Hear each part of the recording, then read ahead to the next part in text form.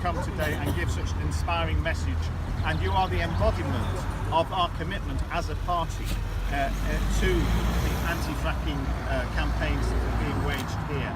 And it is so important that both you, the whole of the Shadow Cabinet and Jeremy have put this as an issue right at the front, because this is an issue that has been brewing for years and years. This is an issue which is affecting this area now.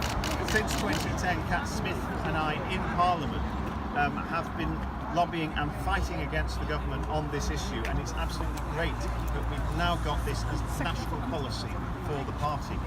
I mean, we're here today because of the mess that this government has left us in with their energy policy, the fact that they never did what they should have done in the first place.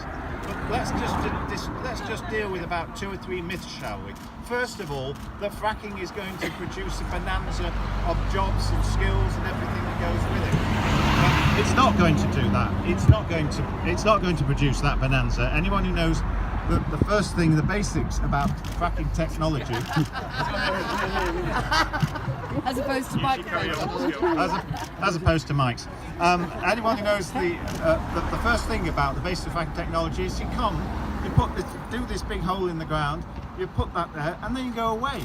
This isn't going to be an industry which is continually going to renew itself, I use the phrase, and actually bring loads and loads of work and supply chains and things like that in the area. And we've got to combat that argument, because that is frankly the crap that Quadrilla and some of their supporters in this region have been pushing month after month after month.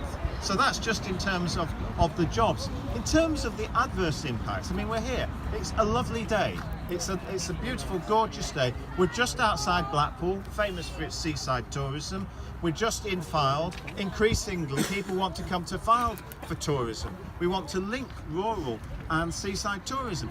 What help have we got of that if we are to be the epicentre of the fracking industry? What is that going to do for my hoteliers and my B&B people in Blackpool? What's it going to do for local residents who want to come out from Blackpool to enjoy the countryside and everything else? And that's why it's so important that we link that argument to this process. Now, while we're standing here, well, I was going to say they are having the planning inquiry, but actually inspector's given everybody the weekend off, so he's not back till Tuesday. But they are having the planning inquiry, the second planning inquiry for the Roseacre site. They're having to have a second planning inquiry because, of course, the first planning inquiry didn't come up with the answer that the government wanted.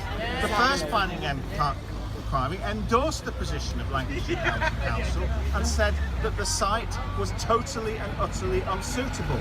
Now, what are the Tories trying to do?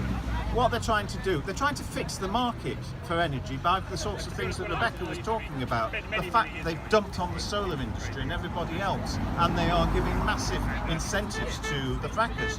They're now trying to fix the question. So basically, if you don't get the right answer from the first planning inquiry, carry on until you'll get an inspector who'll do your bidding. Well, all I can say is, I have looked at some of the evidence that's been given over the last few days. It's overwhelming on the practicalities of not doing that at Roseacre. So what have we got? We've got a situation where, in national terms, fracking is a no-brainer for actually producing the sort of energy that we need. Locally, we've got a situation where it's not going to create loads of jobs, and in fact is likely to bring huge adverse consequences for the quality of life for people in the area, as well as damage to our tourism industry. I have been campaigning over the last 2 to 3 years as part of one of my slogans for a cleaner, greener Blackpool. Are we going to get a cleaner, greener Blackpool or a cleaner, greener Fylde with Quadrilla and with what's going on? I don't think so. So I just want to say, yet again, that we are behind you. The Labour Party is behind you. Local councillors are behind you. Increasingly, the trade unions are behind you as well. Keep on with that. Keep on with making the economic cases as well as the principled cases. Keep on talking about the impact on local residents and quality of life, and we will get there.